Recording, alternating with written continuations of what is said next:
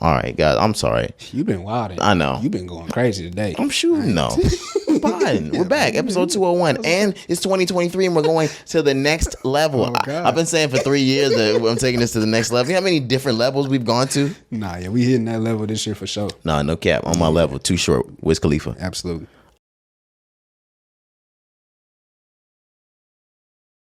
I think we ready, Corey. Let's get it, man. All right, man. It's episode 201 of the Rise and Grind podcast. Your boy Roderick in the building. Yes, sir. I'm Jakari.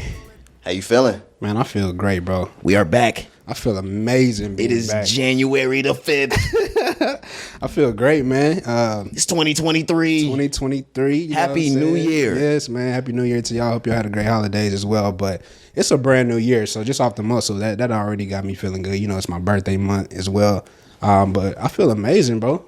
I can't complain. I feel amazing. I was feeling amazing when I walked in. We're coming off of a long break. I got a lot of rest in, and especially not even because of being a Trippie Redd fan, but something about the energy of that song coming off of the intro. That turned me up. I ain't gonna lie. I swear to God, I'm in here ready to pod right now. Like, shout out the listenership. Yes. Shout out the viewership. Shout out everybody that's been rocking with us over the holidays. We appreciate y'all for tapping in on YouTube. But back to what you were saying, your break, your week. Take us from when we left. Christmas Eve type vibes. Okay.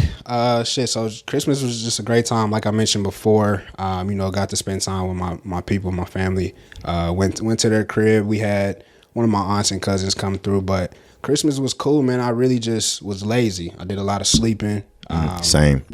We was watching sports. Like, bro, I was laid up all day. I FaceTime you on Christmas when we chopped it up. Yeah, saw Mom Dukes. Yeah, so I was just chilling, bro. So Christmas was cool though. I ain't gonna lie. Like I said, it was great to just spend time with my people. I looked forward to that. But yeah, so how was your Christmas before we go off? Right. How was your Christmas? Christmas was amazing. It almost mirrored Thanksgiving. Okay. I'm in my own house these days. You're in your own house these days. So it was just a lot of relaxing. I started Christmas break on December the 16th. So I didn't come back until January the 4th. So the entire Christmas break, I'm just doing a lot of relaxing, but more specifically leading up to Christmas, nothing but Christmas movies. Home Alone 1, 2, 3. We sat and we were chopping up ideas for next year. We saw some of the new Home Alone that dropped in 2020 or 21. What's the name of it? Home Sweet Home Alone. Okay. And it wasn't bad at all. Yeah, it was cool. Cool. They had somebody from the original Buzz come back. Yeah, he was actually like a police officer, something like that. But nothing but Christmas movies. The house smelled like nothing but Christmas candles and marijuana. It was amazing. I thought she was gonna say eggnog or some shit. No. Christmas scents, peppermints and marijuana. Okay. That was what the house was scented like. A lot of relaxing family. I saw Mom Dukes, both my sisters. I cussed my father out. Sheesh. That's crazy. Yeah. Aunts, uncles, I got to speak to, things like that. But it was an amazing time. How was it for Lil Man? Oh my gosh, man! Like that was probably the highlight of Christmas. Okay. Watching my nephew open everything. Like I said, we're in our mid-20s at this point. Christmas really isn't for us these days. Right. So I let my mother and my sister, my nephew's mom, know, yo, I want to be there when he opens his presents. Do not let him open presents until I make my way over to the house. I'll be there as soon as he wakes up. It doesn't matter if he wakes up at 6 or 7 in the morning. I'll get up. Why did I let my phone die on Christmas Eve? Shut up. My phone died on Christmas Eve. This guy. Luckily, because I'm in the school realm, my body is just set to wake up at a certain time. Mm-hmm. I wake up, I power my phone on. They called me about 20 minutes after. Well, I woke up about 20 minutes after they called me. Right. Little man waited on me. He's a weird kid. What kind of fucking kid waits on somebody to open their presents? I was like, man, fuck him. He's a smart guy though, bro. Oh yeah, he's super smart. No, I was just talking shit saying he was weird, he waited on me. Watching him open the presents was fucking amazing. Just because he's 3. Last year you saw him open presents, but he didn't have a full grasp around what was really going on or what Christmas was. Mm-hmm. He was fully in his entirety, like in his brain, he knew exactly what Christmas was. and it was nice. He was in his element at 3 years old. Oh my gosh! But in the same breath, little man had an asthma attack. He had to go to the hospital on Christmas night. Damn. Christmas night, and he spent 2 or 3 days in the hospital. Damn. So his Christmas got curtailed, but I had an amazing Christmas. Yeah. That's good, man. I'm glad you got to spend time with your family, you know, vice versa as well. I just had a great time. So. My man's good though. Sorry. Yeah.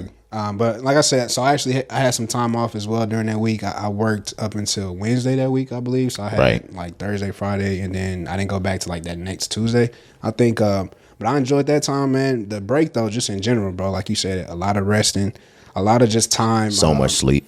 I really just didn't know what to do with myself. I ain't gonna lie. Like I was same. I was outside. I was living. I was doing a lot of shit. Oh, you went outside. You being a little hootie patootie? Nah, bro. You know we had like Christmas party and shit. He was out being a hootie patootie. Nah, bro. I was really cooling, but I just I was just doing shit. Like what the fuck? You know what I'm saying? Like I'm normally just at the crib editing, watching TV, like.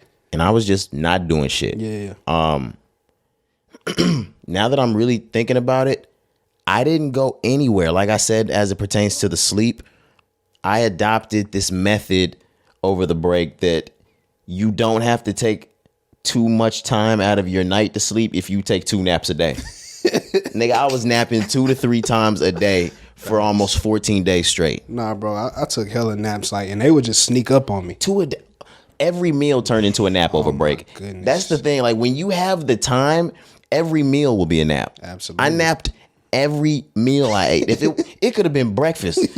I ate breakfast at 9 a.m. I fuck around, woke up at 1. Like, what the hell just happened? You wake up like in the days, you don't even know where you at and shit, bro. That's how my naps be. And then when you add weed into it, yeah. Oh my god. Now it's 6. Comas. Oh my god. Now I fell back asleep. I'm up at 6 p.m. This nigga done created his own daylight savings, boy. Oh my That's god. crazy. I was revolving around my own son. The fuck? 23 and a half degrees type shit. Yeah, it wasn't even 365 year. Yeah. I spent a year in there. Yeah, but we stepped out one time. We went to a little networking event. I think that was on the 30th. Was that the 30th? That was the 30th. Yes, 30th. The day before New Year's Eve. We stepped out. We went to a little networking event that... Little mixer / networking event. I'm not going to lie to you. Nobody was there to network. Like, I came in there with strict networking intentions. Facts, I did too. That was a party. Yeah, it was a little mixer. You know what I'm saying? Shout out to us. A little mixer. Yeah. The whole season change family. Shout out to us. It was lit though. Shout out to everybody that put that on and helped put that together. No, but there were niggas sloshed in there, Cari. Like he's talking about mixer. There were niggas in there sloshed. It was a great time. Blunts being lit. At the networking event, there was 12. There were laws there. Yeah. They ran out of cigars. Damn it. Yeah, bro. We was in the city though, so you had to have the laws there. You know, shit could jump off at any moment. It jumped off after we left. Not that event. Nearby.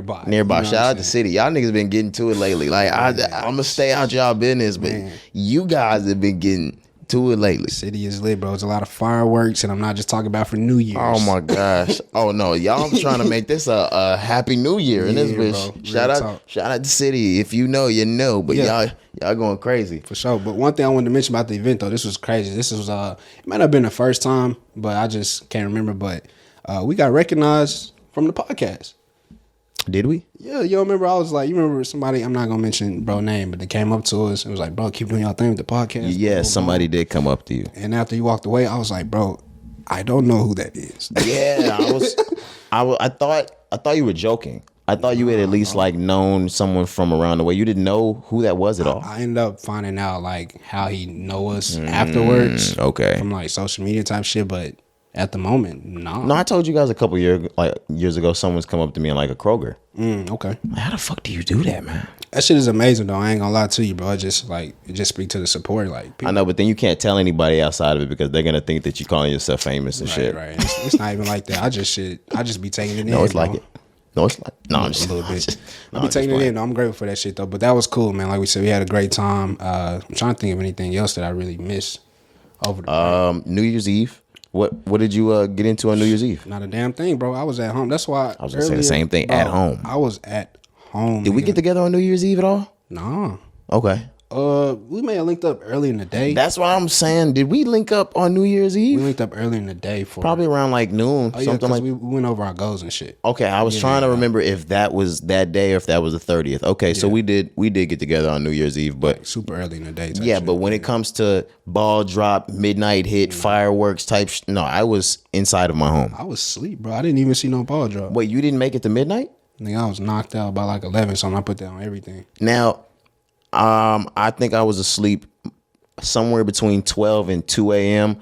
It was not a late night for me. It was not one of those crazy nights. Maybe next year I'll get into something more festive, but no, the plans kind of fell through with the guys, right. And then it just became something that it was like it's not even worth going out, and it's not that big of a deal to me. For New Year's to celebrate? Not to be in front of someone's fireworks show or sitting in somebody's club at the nightclub type shit. No. And it's just not safe, bro. It's a lot of people on the road be doing dumb shit, firing off weapons and shit, bro. I'd rather be at home. I ain't gonna lie to you. If we not hanging out, of course, you know what I'm saying? Like you said, we didn't do nothing this year. Previous years we have, obviously, but this year we didn't do nothing. So I was, in the bed. Did we do something last year? Yes. We got dressed up and we went out to eat. Remember? No, that was the year before last. We were at Hops last year. We were? Yeah, Hop had the last spot. Oh, yeah, we were. So 2020, we were going into 21.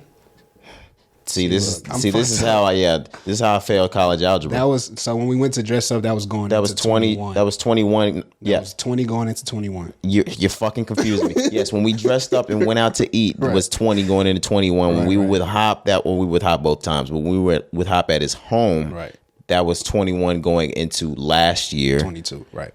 This was 22 going into 23. What will we do next? Ooh, the time travelers, the maze runners, the loopers. The loopers. Bro, you're sick.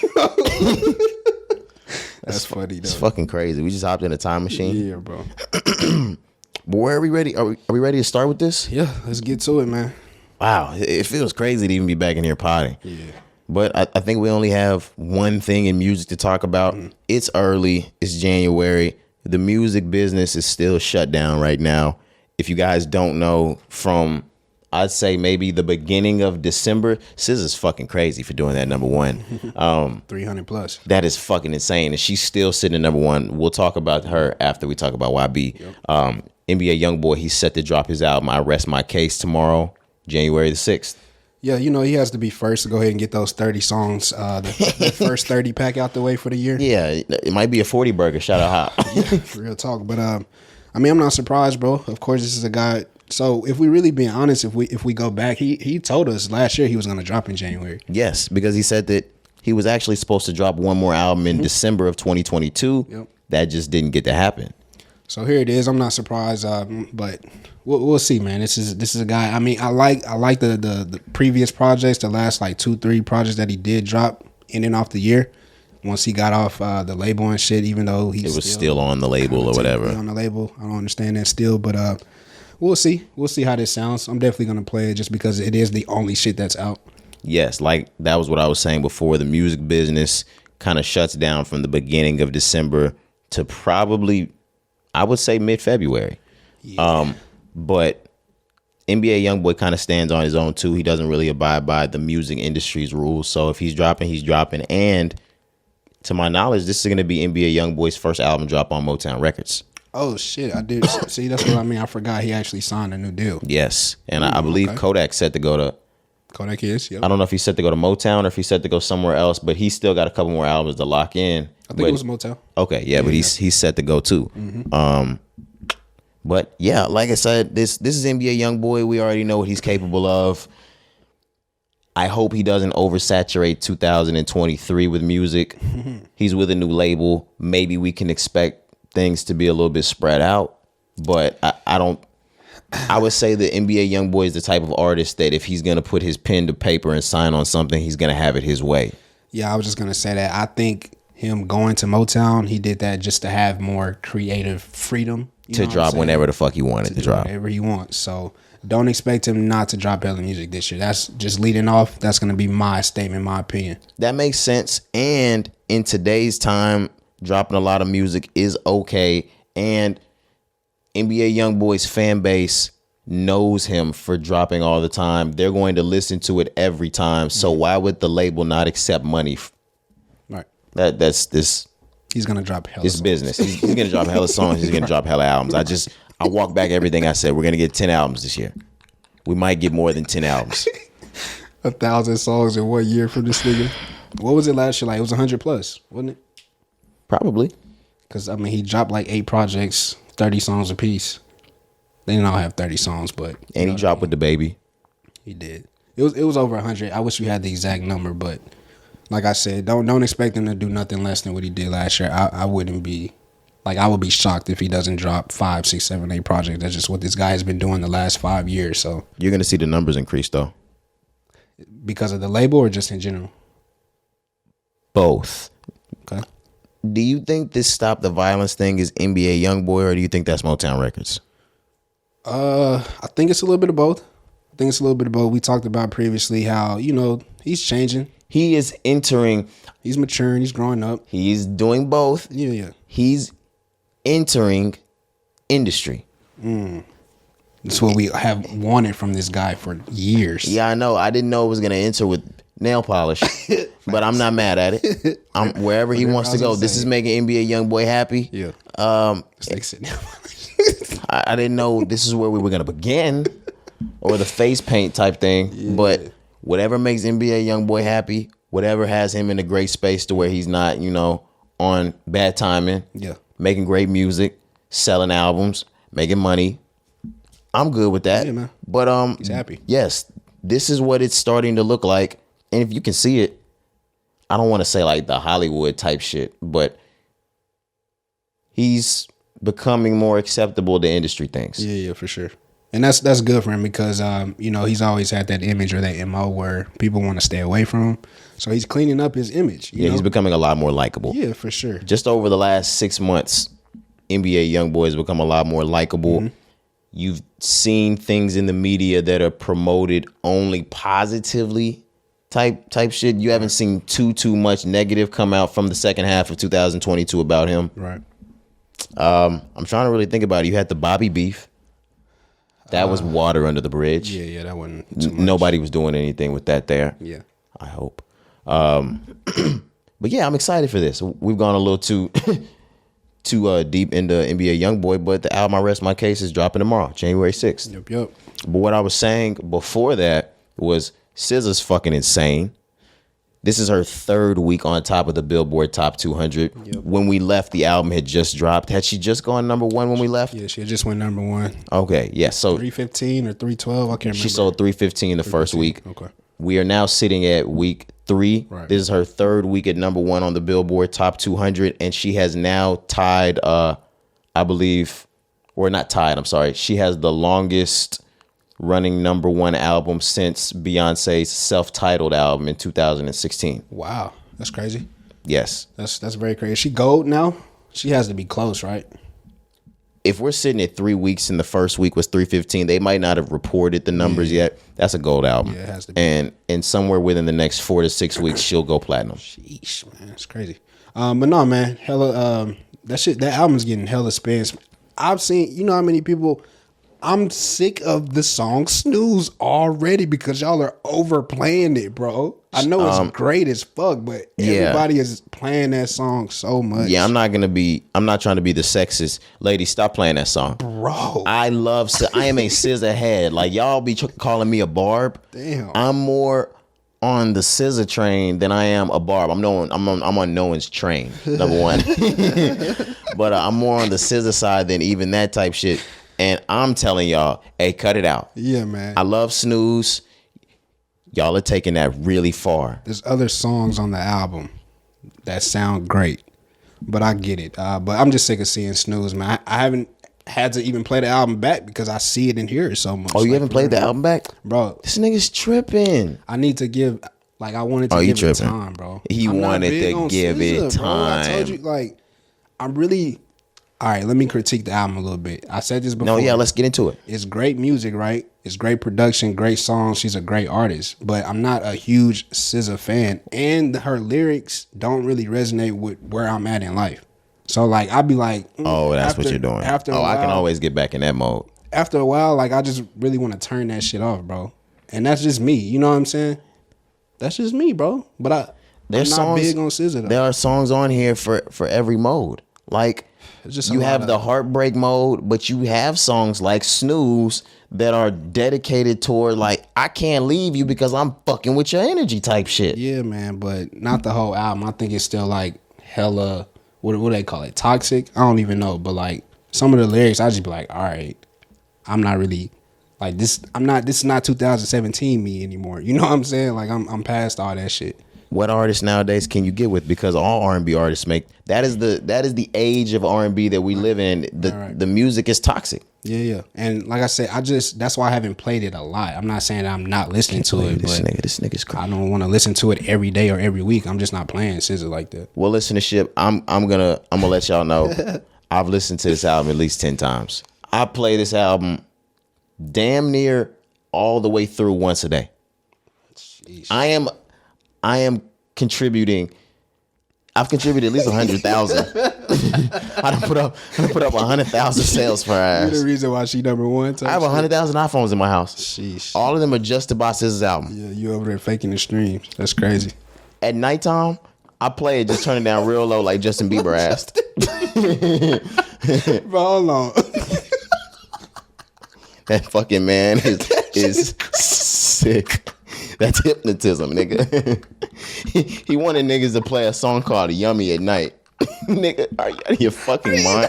Are you for real, bro? Are you crazy? I wouldn't do that for Justin Timberlake, bro, nigga. For anybody, bro. But no, that's sick what he said, bro. So hold on. If y'all don't remember, just turn it down real low. He literally told his fans so he could go number one. I want to go number one really bad, guys. Really bad. Play my song. I know you don't fuck with my shit. Just keep it on loop, on repeat as you go to sleep. I know you don't fuck with my shit, so let me make a deal with you. Listen, you don't even have to play it while you awake. Oh my goodness. You don't even have to play that shit while you conscious, dog. Damn. Turn Justin. It all the way down and just let it rock while you sleeping. That's sick. That was an all-time low for Justin Bieber, bro. I ain't gonna lie. That was crazy. And if I'm not mistaken, either like number one, I don't think. Oh no, it was like number two. Yeah. But I'm talking about some whole other shit. If I'm not mistaken, somewhere between 3 months before, 3 months after, didn't Selena Gomez do that sick ass shit too? Probably. Shit, they in the same. You know. Yeah, they still fuck. Shout out Haley. Shout out Haley Bieber. Right. Who knows, man. But no, damn, you got me so sidetracked. What were we talking about? About SZA though, and how I haven't been listening to the album type shit. Yeah, I've been listening to this album every single day. Mm-hmm. Cari, yeah, it's great, bro. I'm just saying, like, okay, yes, you do not resonate with it. I don't necessarily resonate with that space in life either. I'm not sitting here. I'm not heartbroken anymore. Right, exactly. But I'm just saying that's why I'm not listening to it every day. I am hearing songs. There are songs that I play from the album, but I'm not just spinning that hoe every day. I haven't, but I'm gonna go back to it. I just haven't really since the first week that it came out, and then that next week, right? I haven't played it all the way through since that week. See, but because we are in talk media, we are in music game, we are in rap game type shit, I use that type of music the way Michael Jordan uses shit talk. Okay. Explain. Oh, I might listen to SZA's album and come in on a Monday or a Thursday and go crazy on some relationship or a sex talk. Yeah. Because I've been channeling that shit from the music type shit. That makes sense.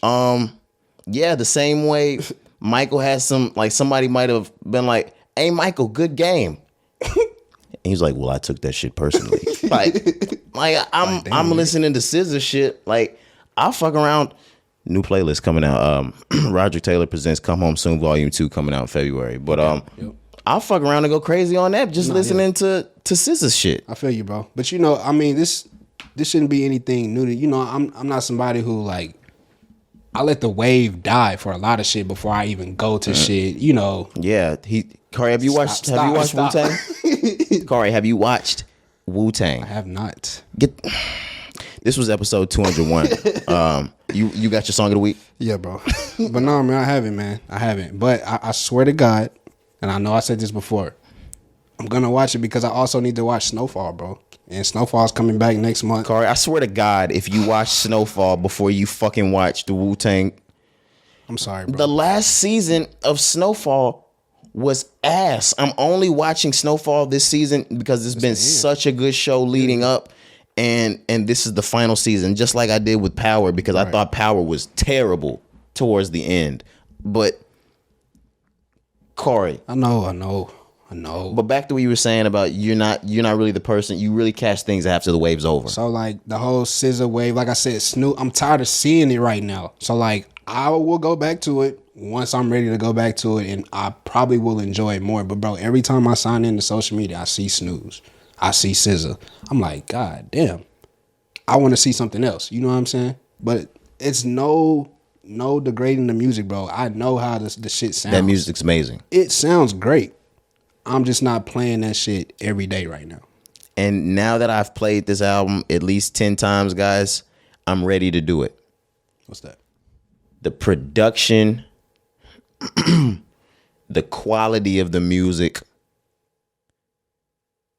is superb. Mm-hmm. A+. Mm-hmm. The album's not better than Control. Oh, okay. There's nothing wrong with that. There's nothing wrong with that. Yeah. Because this album is still top tier. Yeah. And nobody could do better at this time. But it's not better than Control. Control is something that'll never happen again. Mm-hmm. It's one of those. Mm-hmm. The last thing that I wanted to say about SZA before we moved on was TDE and SZA were very, very, very, very strategic with dropping this album and the timing of dropping the album. I'm positive that Punch and Top Dog, SZA, the entire gang over there watches accolades. They study accolades. They know after a certain amount of weeks, after a certain amount of months, you'll hit this. You'll go platinum here. You'll break this record here. You'll do this here. Yeah. Dropping in a time where no one else is occupying the music space left nothing but people to listen to nothing but her. Yeah, of course. I mean, they were gonna do that anyway if she dropped. Of course. But no, you're correct. And I mean, it's TDE. If anybody's gonna do it the right way, the most strategic way, it is gonna be them guys over there. So that makes sense for them to drop in December because we talked about it. You know, the album kept getting pushed back. They came out with singles. Like they rolled it out nice. And like you said, in December, nobody is dropping. So that leaves you to go number one the second week and the third week. And she'll probably go number one. Who's dropping on Friday? NBA Youngboy? Yeah, she's going number one again. Nobody else, unless another genre, but not from rap R&B. Nobody's dropping. She's gonna be number one. She will more than likely be number one next week. Yeah. But makes sense. That's the type of thing that I was saying. It was super strategic, and this is for the accolades too. Yeah, pad the stats. Yeah, for sure. Jimmy Johnson, this shit. The U, run it up. Facts. Shout out TDE. Shout out SZA. They're going crazy. Yeah. Platinum headed soon. Are we ready to get out of here? Yeah. I think that was the only music that we had for the pod. Mm-hmm. Let's get into the news because we got a lot of this shit, man. Let's do it. The first thing, I would be remiss if I passed the passing of Big Scarr. Yeah. Rest in peace, Big Scarr from 1017, one of Gucci Mane's artists. Mm-hmm. He passed over the break. I believe it was to a drug overdose, to which they were able to confirm it was an actual prescription drug overdose. Sheesh, man. They said it was an accidental prescription drug overdose. Yeah, just unfortunate. He's a very young guy. I don't have his exact age, but he's in his early 20s. Okay, yeah, I don't want to be wrong and say that either. Yeah, he was in his early 20s, but shout out Big Scarr. Yeah, I just didn't want to pass that. Absolutely, rest in peace, man. All right, we're coming off of the end of 2022, so there's a bunch of 2022 greatest and best of the generation, best of the last this year and that year. And I believe, I'm not sure if this is Variety or who came up with this. This was New York Times. New York Times. Yeah. Okay. The New York Times has listed the greatest rapper of the generation. Yeah. And they have named Kendrick Lamar. Kendrick Lamar, man. So generation, let's just start there. Where does generation start? This generation, because I've listened to people say like Jay-Z, Kanye, Lil Wayne. Mm-hmm. I wouldn't say that's this generation. Yeah, I would say 2010, right? I would say yes, 2010 to now. would be we could really do 12. That's when the album came out. I would say maybe 12. Yes, I want to give enough range for the end of millennials and Gen Z in there, because that's a part of the end of the millennials teenage years. That's 14 to the adolescent young adult age for millennials, and then in the 2010s and moving into today's time, this is this generation's Gen Z teenagers moving into their young adult years. Right. So this generation is basically, the end of millennials and the top of Gen Z. This went in an uproar, but I agree with this. I agree too. I don't think there's anybody else that you can really give it to. That's what I was gonna say. I'm not saying that Kendrick doesn't deserve this. Kendrick is well deserving of greatest rapper of anything. I don't care if you wanted to say it was from 2010 to 2015, 2015. Yeah. Kendrick Lamar has been the greatest rapper in the game since he stepped in it. Absolutely, man. There's no argument to that. Like we said, Good Kid, Mad City. You can argue, but I'll just say it. It's the best album that's come out in the last 10 years. You know what I'm saying? That was 12, right? 2012, if I'm not mistaken. 2012, October 2012, yes. So, like, I don't think anybody has put out a better album collectively from start to finish since that. Yeah, and if anybody's put out a better album since then, it's another one of his albums. It's real shit. Real talk, though. Because then you get on to the argument on better rap on Good Kid, Mad City, but better artistry on To Pimp a Butterfly. Right. The man can only outdo himself and can only be outdone by himself. Then you move on to Damn, which is a mixture of both. And it won a fucking, was it? A Pulitzer Prize. Like, come on now. Who does that? Then you wait 5 years on one of the greatest albums of 2022 to drop. Yeah. Mr. Morale and the Big Steppers. What you said was correct when we began the conversation. Like I said, I don't want to say it because I don't think he's the greatest, but there really isn't another artist that could be compared to him over the generation besides J. Cole.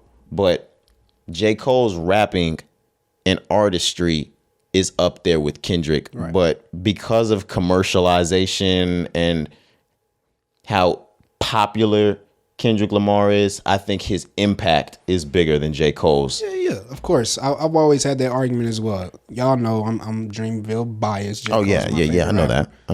So obviously I'm always going to say that, of course, I think Cole is a better rapper. But like you said, we talking about who's more decorated, who's been more acclaimed, who's had the most popularity. Is Kendrick Lamar. This is a Pac and Biggie conversation. Like, and it just is what it is, man. Kendrick Lamar will always be the Tupac of it. Right, of course. So yeah, naturally, he'll take the crown for shit like that. I saw a lot of people saying Drake. I understand when people, if this said the greatest artist of the generation, I can get with you. Yeah. We are speaking specifically right now as the greatest rapper. Rap on wax, rap on paper, rap on bars, rap on freestyle, whatever that is. If you have a debacle that deterred your career based off of someone else writing your lyrics, it doesn't matter what point in time in your career that was, that will always take you out of that conversation. Yeah.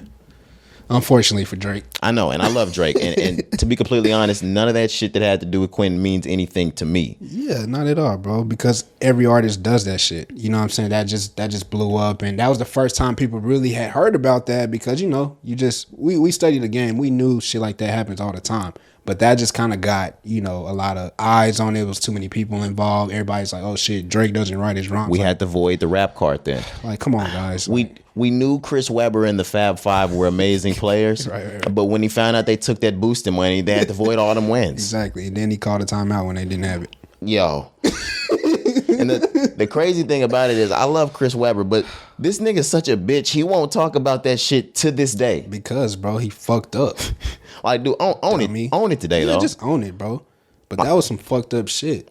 Yeah, and your career with the Sacramento Kings won't save it.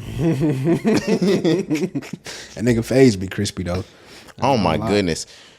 Can we finally talk about how much the NBA fans fucking hate Chris Webber as an announcer? Yeah, let's do it.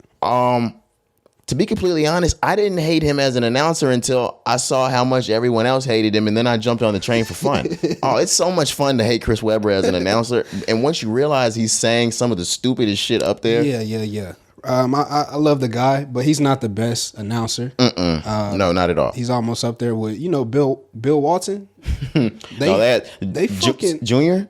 Or are you talking about senior? Senior. Okay. They fucking hate him, but I don't think he's that bad, bro. I can't remember Bill Walton's. Oh my God, they hate Bill Walton. He does a lot of college games, specifically UCLA. That's his. Yeah. What they call his it? alma mater. Alma mater. But no, bro, he gets as much hate as Chris Webber. A lot of people don't like Reggie Miller. I fuck with Reggie Miller. I can't lie. I fuck with Reggie Miller.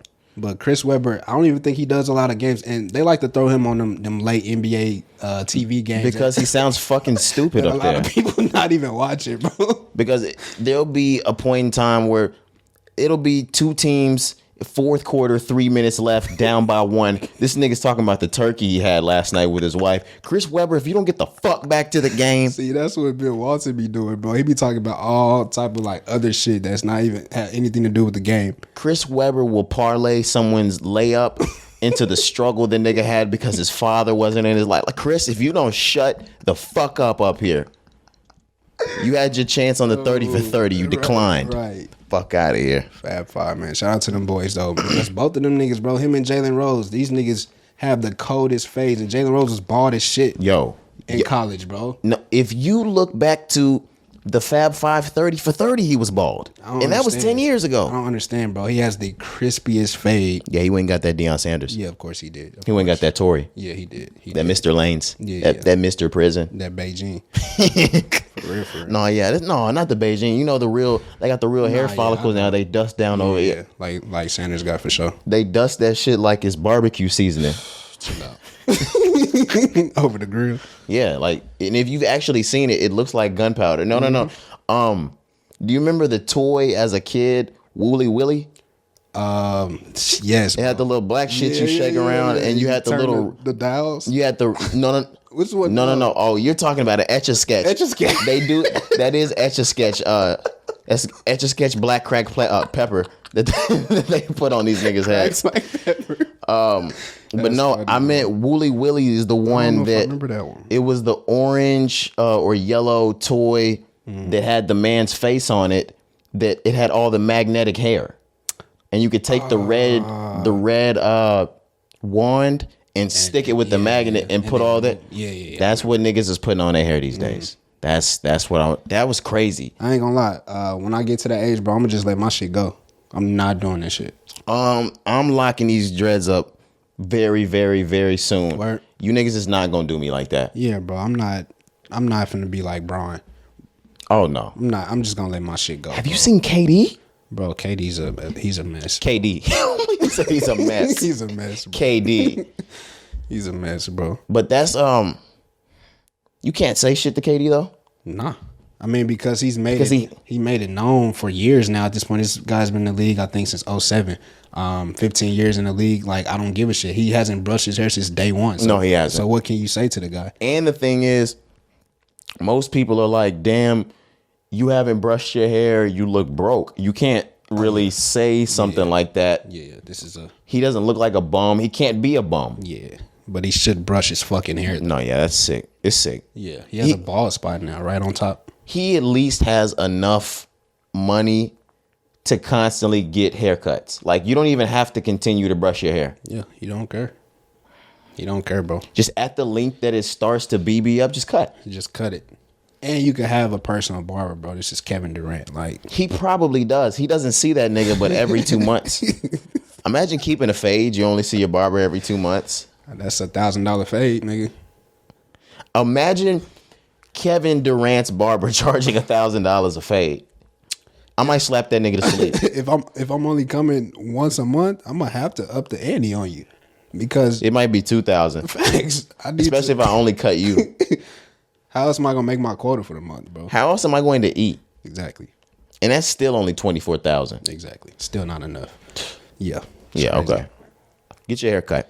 Facts. Where are we at with this? Are we still in Kendrick Lamar? I don't really have anything else just outside. Like we said, I agree with the New York Times report. I think he's well deserving of for sure. greatest rapper of the generation. Shout out Kendrick Lamar. Absolutely, man.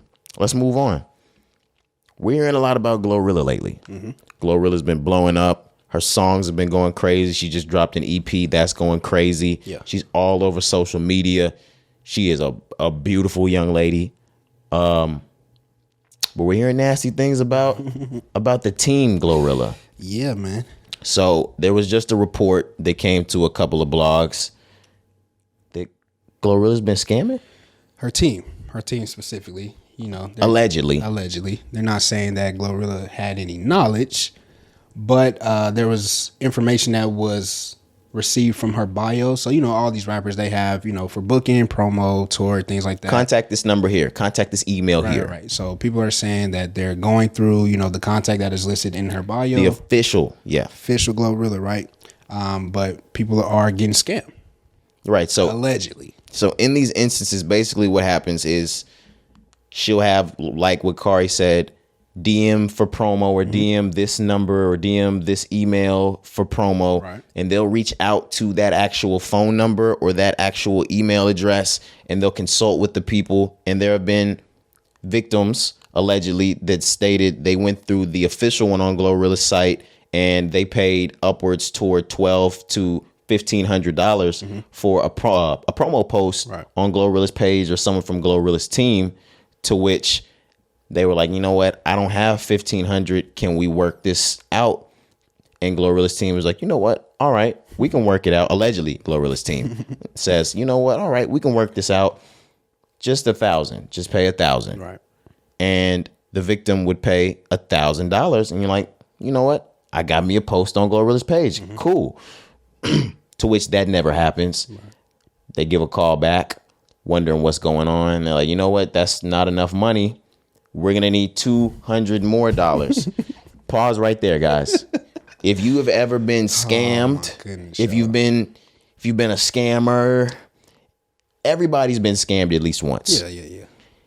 The first indication that you're being scammed is if you've already sent money, you guys have confirmed the price, the set price. Right, I was going to say that. Which was $1,000. She couldn't afford the $1,500, so they worked it down to $1,000. Right. They agreed on that. She sends the $1,000 in. If they say, you know what, not enough, we need more. You right there. You're getting scammed. Stop right fucking there. Yeah. You are being scammed. That's rule number one, though. But I guess a lot of people just maybe ain't never been scammed, or they just like, I need this so bad because it's Glorilla. Like you said, it's somebody who's on her way to A-list. She has a lot of, you know, followers and things on her page. You want the promo. And to them, they went through the official site. So it's like, you know what? I can't be really losing money. I went through Glorilla's blue checked site to get this, allegedly. Their thought in their head is, I'm going to reap that back. Even though I can't afford it, maybe at this moment, that $1,000, $1,200, $1,500 from the promo for my business, whatever it may be, my product, I'm going to reap that back. And this is Glorilla. This is tied to Yo Gotti, probably what they're thinking. I can't be getting scammed. This is too official. Come on now. Blue checks. So she sends $200 more. Now we're sitting at $1,200. Man. Still no post. She gives a call back. Mind you, this victim states every single time she calls back these numbers, she gets calls back from a different phone number. She might have gotten a 404 the first time. Now she's getting a 971. Now she's getting a 434. Now she's getting a 218. And she says she's speaking to a different person. Every time. Every single time. I'm like, the red flags are there. The red flags are all there. Like, come on, shawty. But that's just an unfortunate situation. You know, she showed emails, she showed text messages, like you said, and different numbers, different contacts. And they asked for 300 more. 300 more. They got to 15, right? They upped the ante to 15. She said, no, I'm not paying it. Yeah, like, come on now. Now I want a refund. So she never locked in an exact date for the promo or things like that. But she was like, you know what? Now I want a refund. Can you send my money back? Glorilla's alleged team sends her back a message saying, sorry, you've locked in your date already, and we confirmed that. We can't send your money back. Never heard from him again. He said at first, he said, I'm sorry, I've been so busy. What does that mean? Don't you ever take my money and tell me you've been busy, bitch. Nigga, you busy. with my shit. What? So yeah, he said, "I'm sorry, I've been so busy, but we agreed on a date," which they never allegedly officially agreed on a date for the promo post. But just like, come on, y'all. I understand it, dog. I understand we want to get the promo, but like you said, it's just too many red flags for me. It's unfortunate, I hate that she lost her money. She hasn't gotten a refund, things like that. But it gets to a certain point where it's like, no, yeah, you need to know at a certain point that you're being scammed. Come on. But let me move on. There's more. We've got another victim. Mm-hmm. This one is actually kind of cut and dry. Absolutely. This is not someone that's saying they were scammed online from someone claiming or posing to be Glorilla or Glorilla's team, even though they went through the official account. This is someone who actually choreographed a dance or a dance session with Glorilla. Mm-hmm. She is actually stating that the dance that you see Glorilla do a lot, she's done it with different artists. She's actually made it a pretty popular dance. Yeah, her signature. Yeah, that she kind of tweaked that move with her. Mm-hmm. This is all documented via Instagram videos. The choreographer has that type of stuff, and said that she was charged, or that the choreographer was charging $1,500 for the 5-hour session. I believe. For a 5-hour session, and it wasn't even that she was being charged that. That was what Glorilla's team said they were willing to pay. Right. Maybe it's just me, but the $1,500 mark, seeing that more than once, is getting a little eerie.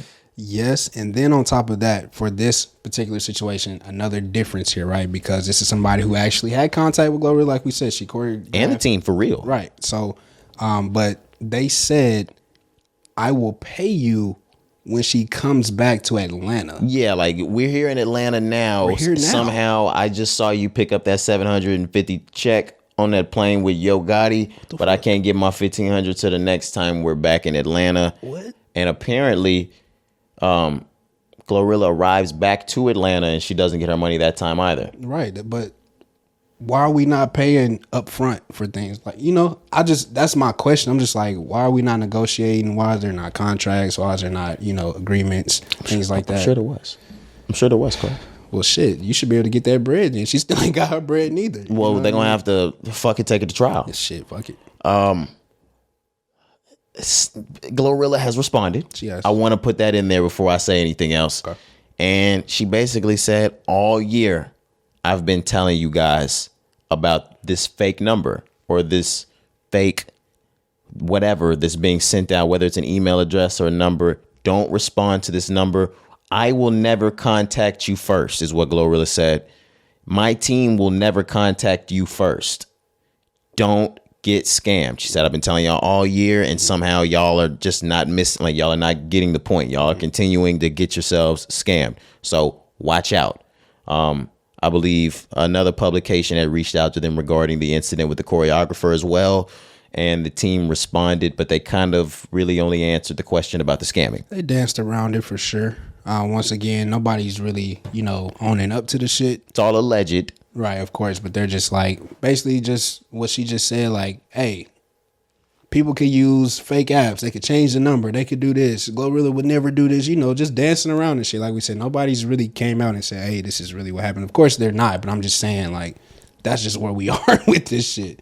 Well, we've gone ahead and explained. So what do you think, Corey? Yeah, so we talked in pre-production, and this could be true. I'm not going to say it is true, but this is exactly how scamming works. We had a whole conversation about this shit, especially for a new and upcoming artist, bro. You have a lot of people on your team who are probably your homegirls, your homeboys, your family members. And even though you're eating, right, the superstar, they're not eating like you are eating. So they have to find ways to get their little extra petty cash or whatever. You know what I'm saying? Look at you removing Glorilla from knowing anything about this. That's what I'm doing now. Who knows, right? Look at him removing Glorilla from knowing anything about this. But look, man, that shit happens all the time. So This is not the first time this happened. This is believable. Like I said, I'm not accusing anybody, but I believe that this is happening with a lot of artists. It could be happening with Glorilla in this point, but like I said, this is not nothing new. People scam like this all the time. So I believe this could be true. I'm going to just say that. I'm not going to accuse anybody. What do you think? I agree with what you're saying. I stand with black women. Glorilla didn't do this. Of course. But listeners, I'm going to involve you. Okay. Because you guys are not attached to the podcast. Each listener, think about yourself individually. Say me and Cari are doing, we got the podcast rolling, whatever, the Rise and Grind podcast. That's its own separate entity. And I ask you, the listener, I ask you to start a little something on the side. I'm going to put a link in my bio, tell people that they can do promo through this, that. I'm going to have you guys set up on an app to where you can use a burner phone. You can burn that number whenever you need to, get yourself a new number. And we're going to run some scams. Mm-hmm. I'm going to tell people they can get promo. They're going to go through you, who are in no shape, form, or fashion connected to my business. They're going to reach out to you. You're going to do the transaction, you and that person, not this business, and take that money, change the number, never hear from that person again. And we bust this money down together, us three. And it's never been attached to the Rise and Grind podcast. It was only attached between you, the scammer, and the dummy. Like I said, that's why I'm not said I didn't include her. Yeah. But I'd say like, well, because we've seen this happen before. Right. There's family members. There's, like we said, there's people on your team. They gotta eat too. Yeah. You know what I mean? So that's why I was getting at. Basically, I'm just agreeing with you. Like, come on now. Yeah. So whether that's I'm gonna promote you, or what were the other forms of things that we were talking about? Even with the choreography, that kind of just sets more into it. Like, the choreography is its own separate thing. The scamming is its own separate thing. But if the scamming is alleged and we have the verified non-payment from that, it's only insult to injury. And it was the same amount. The exact same amount. Yeah, and $1,500. Like, what's up?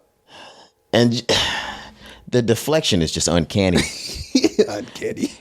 Guys, there are apps where you can make a fake number and change it and change it and change it. I've been telling y'all all year. She basically gave y'all the game. First off, just need to pay attention. Right. You didn't hear that from me. But no, man, literally, I couldn't agree more. Like, I've been telling y'all all year because you niggas been scamming all year. Because I've been scamming all year. Come on now. And she's a newer artist. Like I said, I'm not putting it on her, but I'm just saying newer artist, bro. Trying to put it on her. Right. Never mind. not even this case. I wasn't even thinking. I caught it.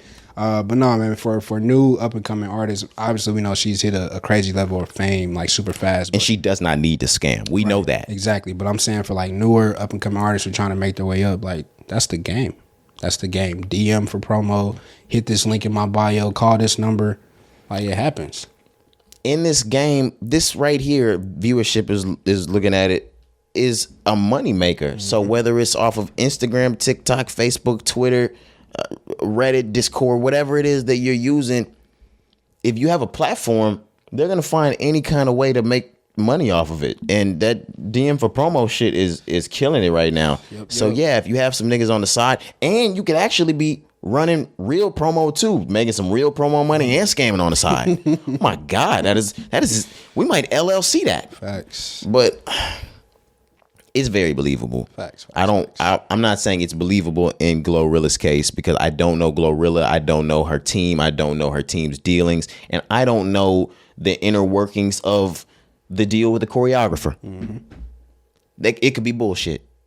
So, yeah, this is yet to, this isn't over.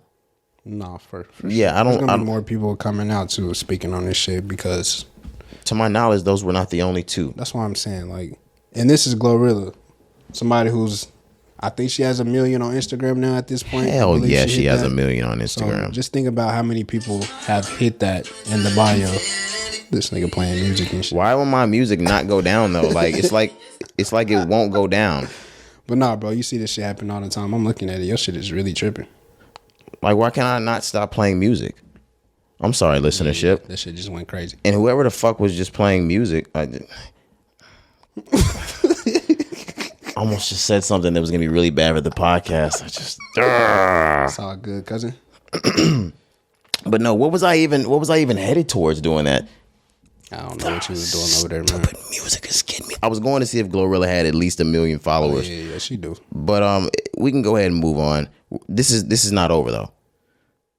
We can start talking about Meek Mill though. Meek Mill finds a way. This guy has the worst look. Especially when it comes to being the ass of social media. Yeah, right. Glorilla has almost 3 million followers. 2.8. Meek Mill finds a way to be the ass of social media all the time. Yeah, bro. You know how hard it is to always be the butt of the joke? Like literally every single time? It's because he doesn't even know his tweets are insane every time he tweets. This guy. He doesn't know his gestures with his hands and mannerisms are doing what they're doing in the pictures. He at that time he slipped and fell outside of his house in the snow. Yeah, he had the time he was sitting in the pool. He had the French fries in his lap. Oh my gosh. Yeah. He had the face that he made just a couple of months ago on Instagram Live that became a meme. They had him running out of jail. Oh yeah. The one where he had his Amazon link to his Twitter. He was looking up like sex toys and shit. He was like, bro, how do I unlink this? Meek Mill's he's a character, man. He's a character. This time, Meek Mill visited Ghana, Africa. And boy, did he have a time.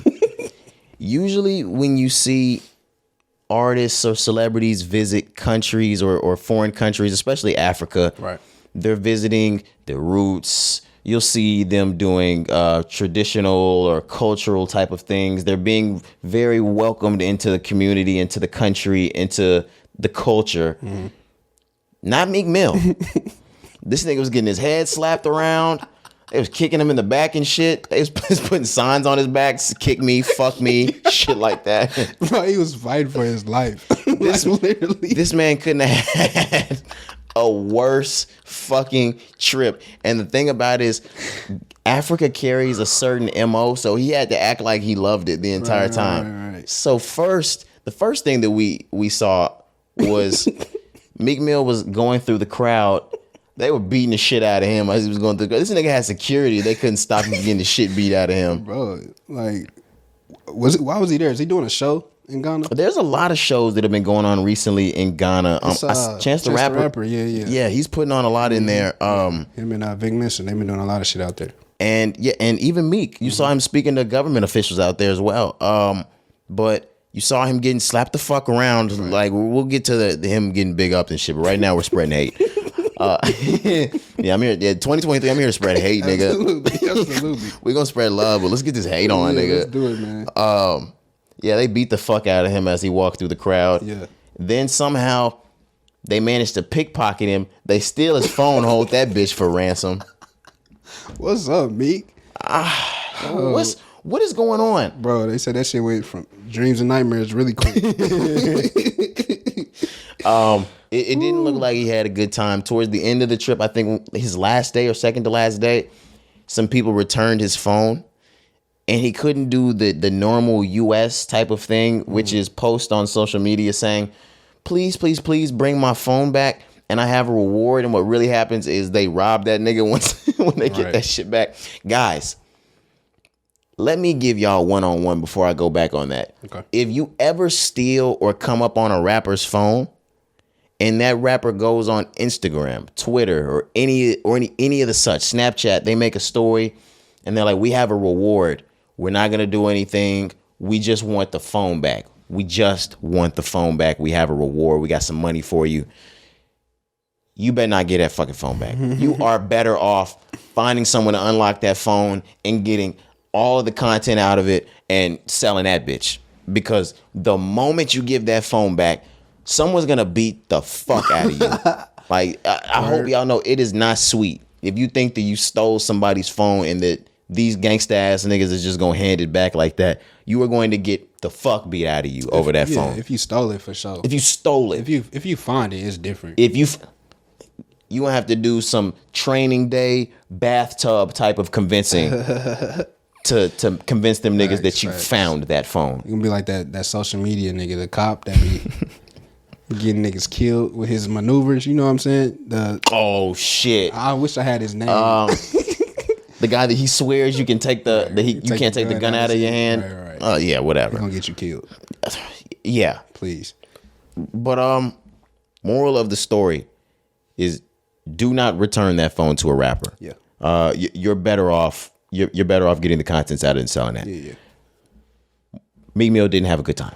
Yeah, man. Like we said, and you would think going to Africa, going to Ghana, like you said, I actually checked. It's an Afro Nation show. Is what he was out there for. Okay. But yeah, you would think it would be peaceful. That's our people, things like that. But Meek Mill, like I said, he's the butt of everybody's joke, bro. He was getting his ass beat, bro. He turned into a punching bag, like for real. I blame Rock Nation.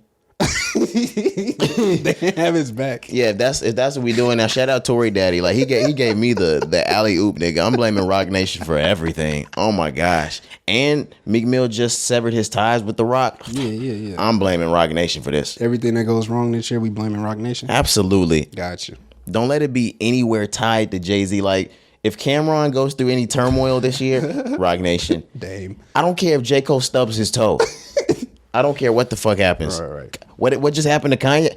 Rock Nation. Rock Nation. Oh my God. Why did we not think of that? Come on now. Billionaires. Rock Nation did it. Megan J.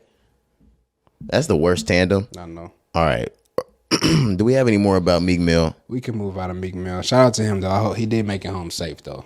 After all the turmoil with his phone. Yeah. So that's good, man. But shout out to him, man. Shout out to y'all going to Africa though, for real. Like we said, Chance the Rapper, Big Missa, Meek Mill here. I think there's some other artists, but there's a lot going on. We really need to look at what's going on out there. I don't know why they're choosing Ghana. Like, what is it? You know what I'm saying? Now that I'm not sure. Yeah, I don't know. Like I said with Meek Mill, I saw him out there speaking with government officials about prison reform, things like that. Okay. So maybe they're out there trying to make some sort of social change going on. Gotcha. But shout out to them though. Yeah, shout out.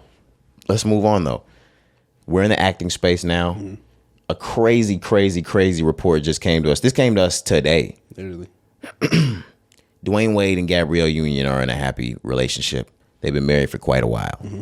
Before, they were both in their own respective relationships in which they were married. Dwayne Wade had his own kids, things like that. Right.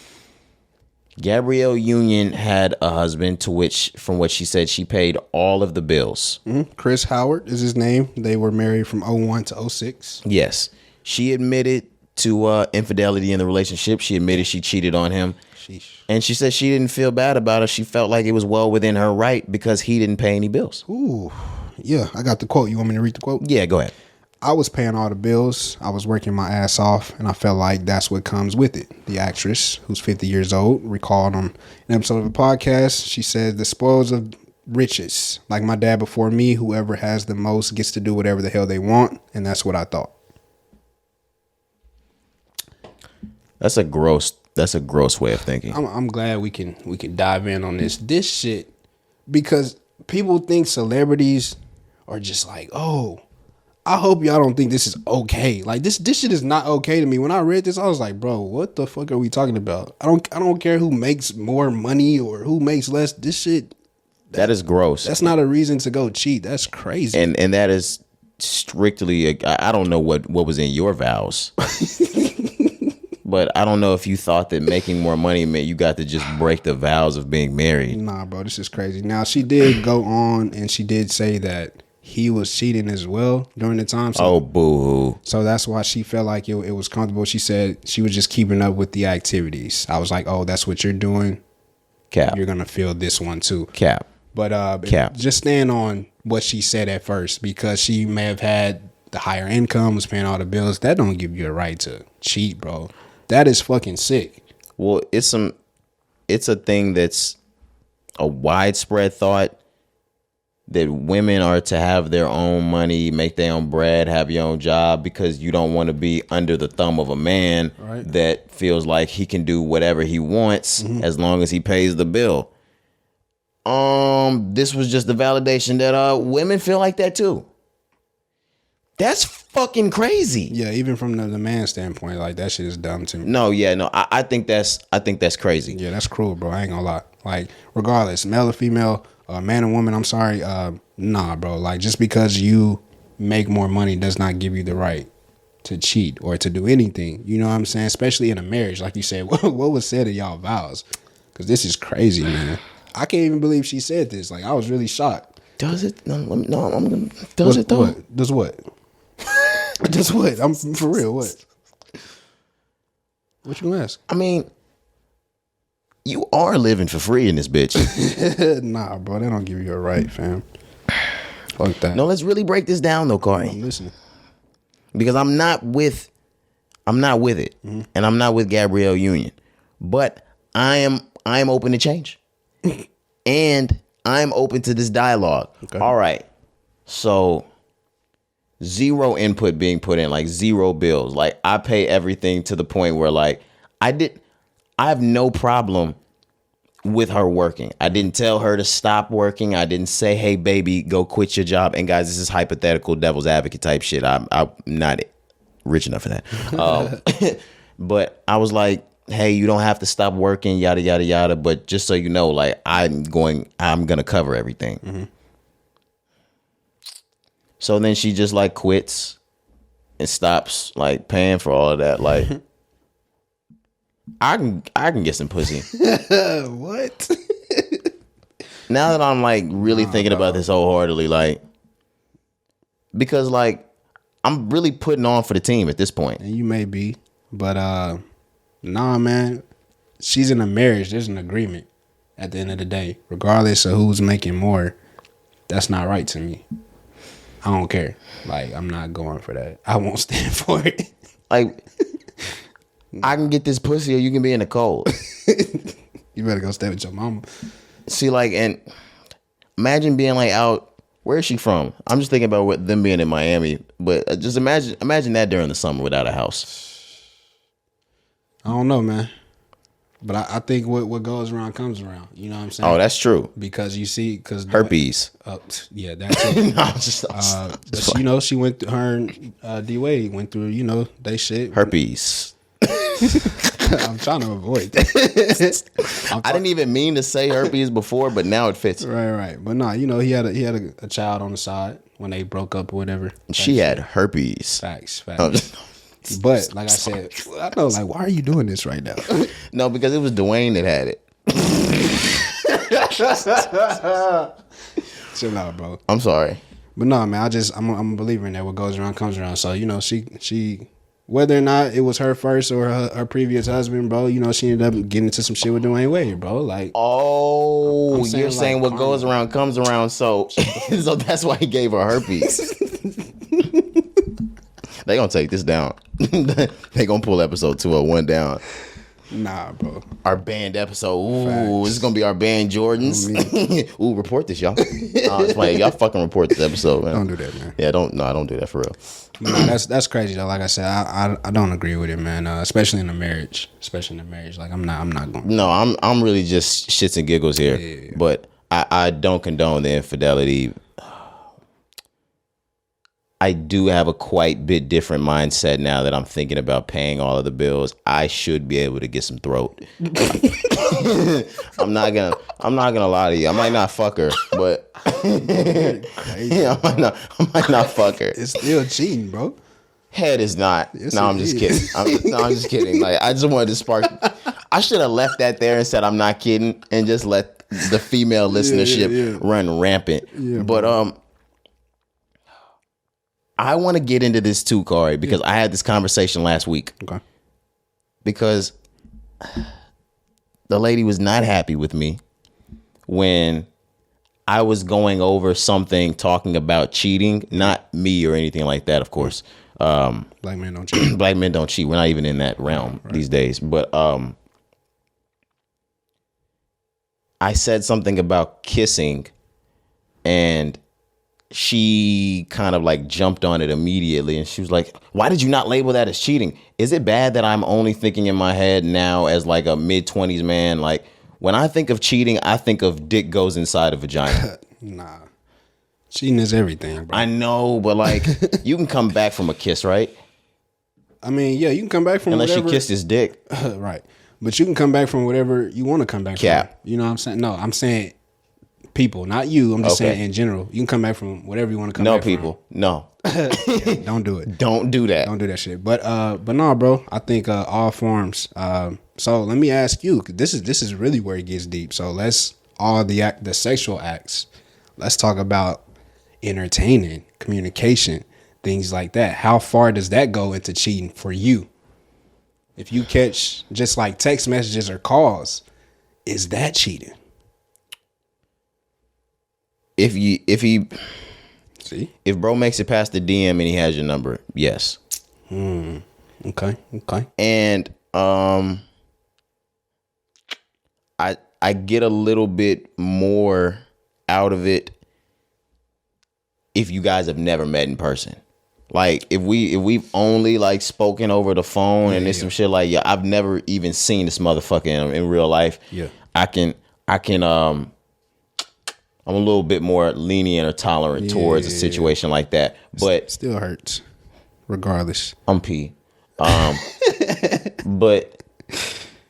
in any instance, if y'all get to talking about that sex shit, or y'all get talking that dirty shit, like it's GG's. Yeah, that's that hurt. It's raps. That's that real hurt. It's over. Yeah. But back to your conversation though. There's an ass picture in there. Chill out, bro. You sent this nigga your ass, right. Bitch. Why would you do that? Why would you send him your ass like that? That's my ass. Now, what were you saying? Back to you though. So kissing. Did you say yes or no? Yeah, I would. Yes, it is. But what? Why do you have to think about it? Like, what is it? Because I'm right off the muscle. Like, yeah. What you mean? Yes, because then you have to flip it. Like, what if you just kissed a bitch and then got caught? You don't want your girl to leave you over that kiss. I didn't even fuck her. I mean, that's just a nigga. I know, but I have to think about it. Like, I have to be fair and think about my instance. That's the only reason why I'm probably not leaving her, because if I kiss the girl, I'm probably still leaving. I'm sorry. But if I kiss the girl, yeah, I know Kodak Black. I lie to you and you lie to me. If I kiss the woman, I'd be like, nah, I ain't even fuck her though. Like, so just, like she ain't even suck my dick. Yeah, like I said, that's just that's so animalistic and barbaric as a man and sexist. Absolutely. Toxic masculinity. Misogynistic. Yeah, for sure, bro. Whatever you want to call. I am whatever you say I am. That's my new song of the week. Play that. Put that Eminem on, nigga. That's shady. Imagine being in a car, nigga says, put that new Shady on. Hell no. Somebody put that Slim Shady on. 2023. Get your ass out my car. Somebody put that Kamikaze on. Nah, Eminem. We're not listening to that. But no, Cari, what is yours? Like, so I answered. You said for kissing? So Stone Cold, yes, it's cheating for you. Yeah, bro. Every act to me is cheating, bro. Kissing, sex, whatever. Like I said, text messages, phone calls. Like if it gets to the point, like you said, where there's deep conversations, there's meetups, things like that. It's cheating, bro. Cheating. It ain't no ifs, ands, or buts for me. Does it matter what time of day it is if they meet up? Absolutely. Like, what if you catch them at like Jason's Deli at 2:30? I'm gonna be pissed regardless. But of course, if I catch you on a late night dinner type, yeah, shit, like don't let me catch you at the Ruth Chris at 9:30. Yeah, because now I got y'all doing afterwards. It doesn't matter because now I shot this bitch up. I just shot up the 5-star restaurant. Facts. But nah, bro, all that shit to me is cheating. Like but some of it I can swallow. Pause. Whoa. I know. Fuck. Like some of it's a tough pill to swallow is what I mean. But like, facts, nah. If I walk in and you niggas are at McAllister's at 1:30 on Monday, like, and I know that she just took the 30 minutes out of her lunch break to do this. Facts. So I ain't gonna lie. So like, yeah, the acts. So any act performed for me. Sexual act, you gotta go. Oh, you were out. You gotta ousted. go. That bitch is gone. But like, the instance I just brought in. Yeah, things like that, entertaining, having a conversation, Just slap her. No, I'm just kidding. I don't condone that either, guys. I don't condone that. I'm gonna be more lenient too, like you said. It's gonna. I mean, more than likely, I'm probably still gonna leave. Slap her. Trust. Oh. Yeah, knock her ass out. Trust is gonna be lost. Comedy. It's gonna be horrible, bro. But you just gotta take it however you feel at that point. But for me, I'll be more lenient, but it's gonna change the whole dynamic of the relationship. So we probably won't work out from that point on. I'm really talking a lot of shit. It probably would not work out. Exactly. Because Cari, I'm fucked up now. I know, and Cari knows how I am just because we've been friends forever. Yeah, I'm not going for that. Like, I'm not, bro. I'm really not. There are a million different things in a relationship outside of the infidelity. I can work with a shorty with just about anything, Right. except for if the issues outside of the infidelity become repetitive, or if you're a cheater, Yep. or just a downright liar. Like a liar, a cheater, and the repetitive other things. Yeah. That'll do it for you. But if you fucking around, you gotta go. Can't do it, man. Like I said earlier, I'm past all that nonsense in my life. I'm healed at this point. We'll get back into the pod in just a second, but I have one more question now that we're in this space. How do you feel about when you're dating a new girl, but you know she's probably still fucking one of her old niggas before y'all are super serious? Oh yeah, bro. I mean, that shit's that's a good question. Like, man. you go home after the date one night and you know that she's going to get fucked that night. Yeah. And you're just laying at the crib. I mean, in the dating world, just because I've been in it so long now, you just got to take that shit on the chin, bro. I automatically assume She's getting fucked by somebody? no. Oh. I automatically assume that I'm not the only one. You know what I'm saying? Like, okay. that's just my thoughts. Like, I just go in like, you probably talking to other people, and that's fine. You know what I'm saying? Like, I'm not tripping on that. But yeah, it is a tough pill to swallow, bro, because, you know, she could have niggas, she could be doing whatever, but I mean, you just gotta take that shit on the chin, bro. And I think vice versa. Pause. Tough pill to swallow, like you said. No cap. But I think vice versa, bro. Men and women, that's just it's just reality to a certain point. Like I said, I just go in thinking at it, and then of course, as we get to know each other in conversations and things, you can know, you will figure out over the time because say like conversations, she only hits you at a certain time of the day. You know, It's 7, like, 8 at night. right, She stopped talking to you and texting, shit. Like you kind of figure shit out along the way if you smart. What's worse, if you guys go on a date, she leaves and you leave, and you leave, she's getting fucked by somebody else, or if she gets fucked by somebody else before y'all go out on y'all date? I think afterwards is worse because I didn't spend all this time with you, bread. We done had a great night just for somebody else. See, I'm the put the opposite. cherry on top. You better not come to this dinner dick mouth. You better not show up dick breath to this shit. What if I kissed you? And don't come here high off of getting fucked by some other nigga. Like, you floated into this Ruth Chris off his dick. Yeah. And now she on your tab. And she's definitely like, you're not fucking tonight. She just fucked 2 hours ago. Yeah. Girls don't do 2 dicks in a day. Most girls are very, very cleanly.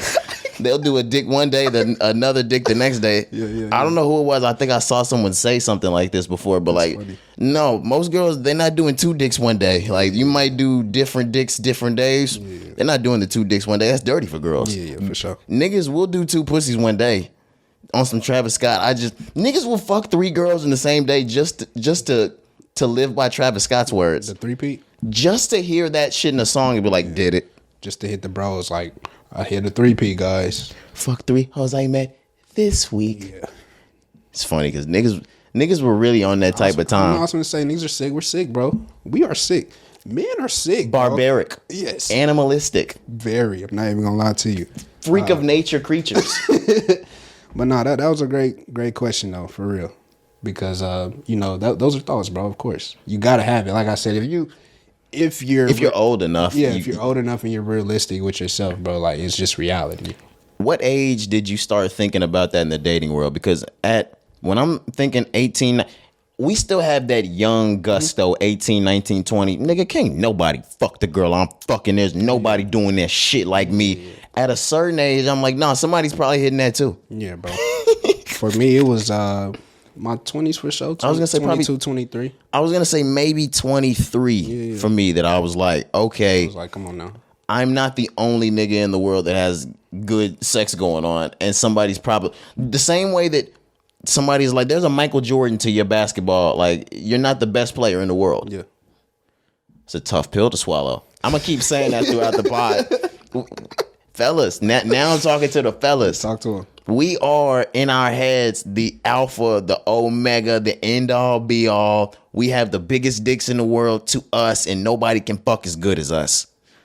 But when you think about the instance, like I said, there's always a basketball player out there better than you. Mm-hmm. You could think about when you would try to be hard when you was younger, and mom and pops will always be like, yo, it's always somebody out there better than you. Yep.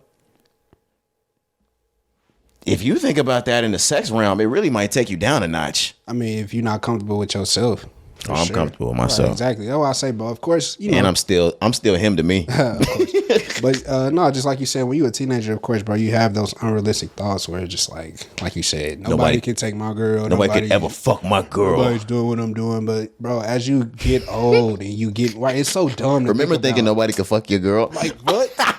You niggas are dumb. Hey, yo, if you are in that belief, or if you're 18 to 21 or 18 to 22, because y'all are still in that realm, cut it out. Yeah, bro. Somebody can fuck your girl. And it's probably already happened. Yeah, anybody can get it. And I asked y'all this a couple years ago on the pod, and we were probably still in that frame of mind when I said to you and Hoppy, I said, do you believe you ever, like, without you knowing that you've been cheated on in your relationship? Y'all were like, nah, nigga, like, I don't think I've been cheated on in my past at all. Is that different now? Absolutely. Absolutely. Absolutely. These niggas, I wish I could pull the pod, because I know y'all probably remember saying no. Y'all was like, no. Like, I can truly look at you, Roderick, and say, no, I don't think my girls have ever cheated on me. Now that we're sitting here at almost 26, it's a completely upside down. Yeah. Yeah. It is, unfortunately. Yeah. They was out here stupid. It is. Like I said, I'm healed now, man. Oh yeah, so we can laugh about it. Yeah, like it's funny now. Of course, but for sure. Fuck Gabrielle Union. That was my bitterness. That was all my bitterness from everything I said I was over. I channeled it into Gabrielle. Right. That's funny, bro. No, I'm just playing. But shout out Dwayne Wade. Shout out Gabrielle. Shout out herpes. Oh my God. You know? No. Oh, what? No shout out to that. If you take your medicine, you can get the same way like the HIV. You can get the like undetectable. Like magic. All right. I was just saying, this nigga's insane. All right, I'm sorry. Let me double down it and get out of this sick state, because are we ready to move on? Yeah, let's do it, man. Because I need to be serious. The same way I said at the beginning of the pod, I would be remiss if I didn't speak about Big Scarr, myself, and Cari. We would be remiss if we did not speak about the tragic situation that's going on with Damar Hamlin. Absolutely. During the game of Monday Night Football, it was Chiefs versus Bengals. It was Bills. I'm sorry, Chiefs versus Bills. Bengals versus Bills. I'm sorry. I'm so fucking. I was calling the Chiefs the Bengals. Yeah. But Bengals versus Bills, huge game. If you've been following the season, big game. Critical game. Yeah. You watched, I believe, the Bengals on offense. There was a play being made. Damar Hamlin makes a tackle. Seems like a routine play. It didn't even seem like that hard of a tackle. Mm-hmm. Nothing like that. To which Damar stands back up. When he stands back up, he immediately falls back out, goes into cardiac arrest. Collapse. He collapses in the middle of Monday Night Football. Yeah. The game takes a pause. The medical team immediately comes out. Mm-hmm. They perform CPR because they notice that Damar is not breathing. I believe they said somewhere between 9 to 15 minutes to resuscitate him or something like that. Or they did CPR for 9 to 15 minutes, something like that. They immediately transported him over to the hospital. And my apologies for not saying this just because I'm moving kind of quickly. Damar Hamlin is a defensive player for the Buffalo Bills. Safety, yep. Yes. Mm-hmm. I knew he was a DB. I just didn't want to fuck up. But 24 years old. He's still in critical condition. He's been in critical condition since the Monday night game. That game was paused and eventually suspended. They still haven't made plans to reschedule that game. It's become a life and death situation for Damar Hamlin. We haven't gotten any news yet that he's regained his consciousness. We know that there's a tube down his throat at the moment. They're still running tests. They said that he's making improvements, but because he hasn't regained consciousness yet, we are not sure what those improvements are. Exactly. And this was the craziest shit I've ever seen on the football Ever. field. And I was watching it. Yeah, I was watching it live, man. Now, of course, over the years we've seen guys go down, concussions, things like that. You just think it's routine. Even this situation, I was expecting him to, get carried out, give us the thumbs up. You think everything is going to be Clapping, okay, the game goes back on like normal NFL. and we just continue on. But I knew after a while, I was like, once they kept coming back from commercial, giving updates like, hey, we just going to. But then they came back and Joe Buck said CPR. And I was like, what the fuck is going on? CPR means somebody is not breathing down there. So this was, like I said, this was just, I've never seen anything like this on the football field. It scared me. I'm not gonna lie, like I was damn near emotional just watching that shit. I just, Me too. I was very emotional. I watched Sports Center for the next 2 hours after the that. entire night type shit. But like To the point where they said, we're not giving a press conference right now. It won't be until tomorrow. That's when you turned it That's when I turned because I was waiting. Yeah. But I just think to these guys' families, man, and like his whole family was at the game too. Mm-hmm. Like, and this is an away game. It was just a lot, but It was a big game. Huge game. It was damn near one of the biggest games of the year, man. But like I said, it was just, I've never seen anything like that. It shook me up. I'm still shook. I'm praying for that dude, man, for Damar Hamlin, his family. I really hope things improve. Hope he's able to, come back and tell his story. He's probably never going to play again. Man, that's water under the bridge. That's out of the question. But you just never see that, never wish that. Like, nobody even knew what to do, bro. Like, that was just some of the craziest things I've ever seen on the football field. But just once again, prayers. I love the unity that the NFL has shown all the teams. They're absolutely. Even outside of the NFL, we've seen the NBA, we've seen the NHL every sport come through, and they're supporting every sport, man. So it's big. And then even he had like a fundraiser that he was putting on something, right, for like kids, like Toys Give It Back, I think, something like GoFundMe, something like that. And like a nonprofit, something like that. But the donations have just been pouring in. I think they up to like almost $5 million at this point, bro, for his organization, whatever. So the support, man, that's all you can ask for a situation like this, because nobody, like I said, nobody has ever seen anything like this. This is scary. This fuck football, fuck sports. This is his life. This is life or death, like you mentioned earlier. So I'm just praying for him, man. Literally, like, you never wish that on anybody. We've never seen anything like that. It's scary. I am truly, truly, truly praying for him, for his family, for his teammates, for his friends. Like Cari was saying, and I'm almost at a loss of words thinking about it. It's just something you've never, ever seen happen. You've seen hard hits. You've seen concussions. You've seen people die for certain things. You've never seen, well, when I say you've seen people die, you've seen someone get hit and have a seizure, or you've seen someone get hit and have a brain injury. You've never seen someone actually be the aggressor, the tackler, make the tackle, get up, and just go into cardiac arrest, heart just stop. Mm-hmm. On a football field. On a football field. It's insane. There's no words for it. I can't literally find the words to think about it. The only things that I can think about are the medical protocols of things. Do we know how fast they got in and were able to start the CPR? Before I get to that, that's what I was going to say. Once the hit was made and he falls out, things like that, I knew it was serious when I'm watching NFL players that you don't even see crack a smile on an average day. Their Instagram pictures, you don't see them crack a smile. They don't smile in pictures with their wife and kids, crying, like bawling, crying. We are looking at some of the toughest guys you have seen, bawling. Right. And with injuries in the NFL, like you said, they happen every game. They happen every day. Right. So what reason would an NFL player have to cry over an injury? I don't care if it was a Joe Theismann type of injury. Yeah. That shit just happens. It's football, and sometimes you just may snap a leg and never play again. Yep. That's the game, and that's what comes with it.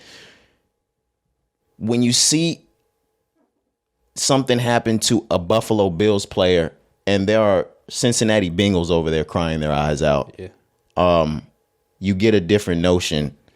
And I believe it all stemmed from when the medical team got out to the field and you hear he doesn't have a pulse. You hear he's not breathing.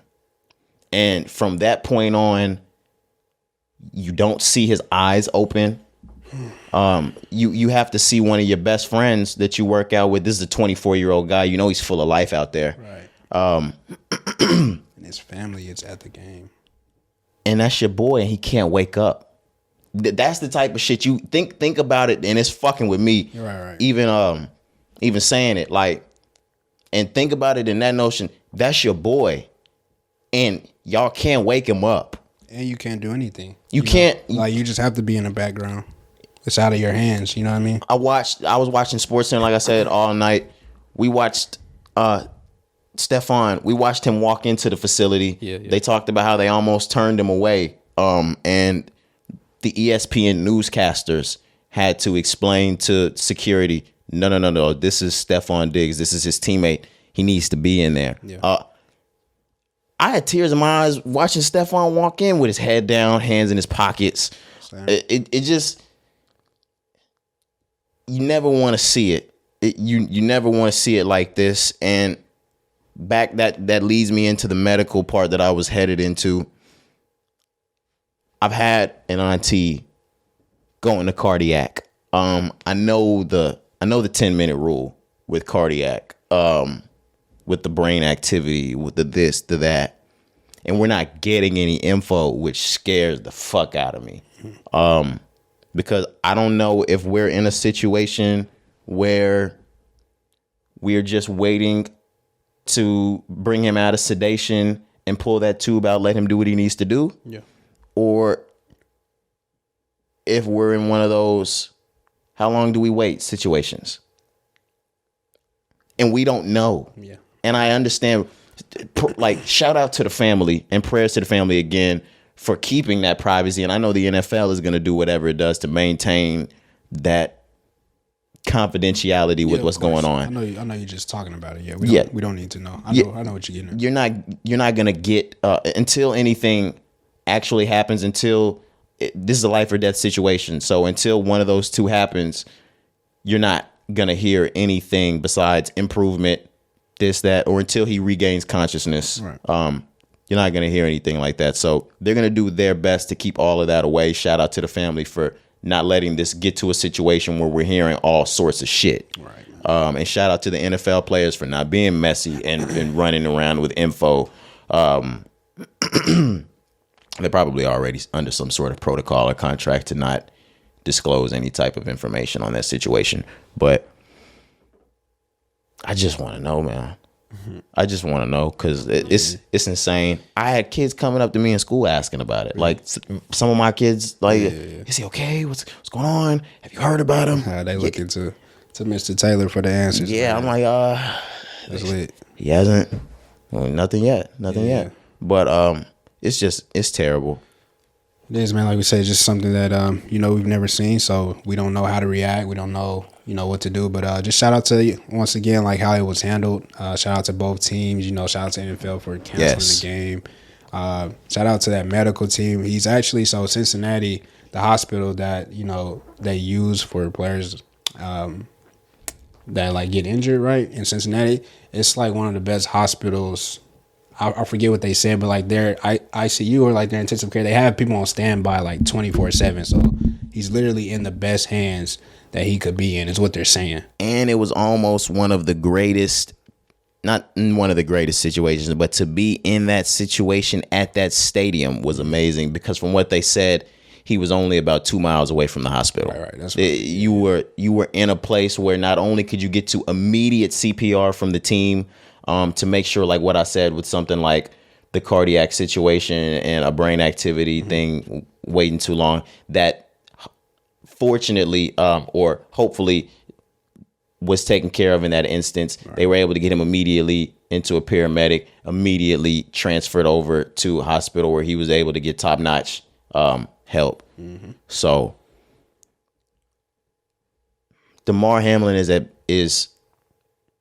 he has the best odds medically.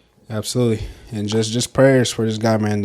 This is a human being, man. Fuck all the football, sports. It's bigger than football. This is a human being. This is a brother, an uncle, a cousin, a son, father. I don't know if he has kids, you know what I'm saying? But this is a human, man. So, like, a lot of people, have things to say. Like, let's just keep it positive and just pray for this guy because it's literally, I know we've said it, but it's literally life or death at this point. You know what I mean? And football is a game, man. Yeah, bro. Fuck all that football. It's an expensive game, yes. And it's a livelihood for some. But at the end of the day, it's not bigger than football. I mean, it's not bigger than life. I'm sorry. Bro. Football is much smaller than the situation. Yeah, just a game.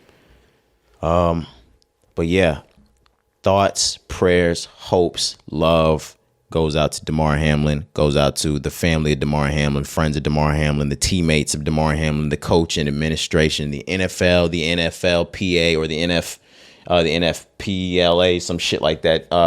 Players Association. The NFPA, whatever. Yeah. For handling this and it's tough, man. Their continuance in it. Yeah. It's tough though, but yeah, shout out to everyone with that. All right, man. We're gonna try to bring y'all out of that state before we close the pod out. Yep. We got a couple more things. Eastbay is shutting down, Cari. Eastbay, man. If you guys, because I know we have some Gen Zers on here. If you don't know Eastbay, it was pretty much the pioneer before there was the internet type shit. This was the pioneer for catalog sneakers. If you needed Nikes, Adidas, Reeboks, Jordans, got them out there Eastbay catalog. Yeah, man. I remember being a kid at like my grandma's house, man.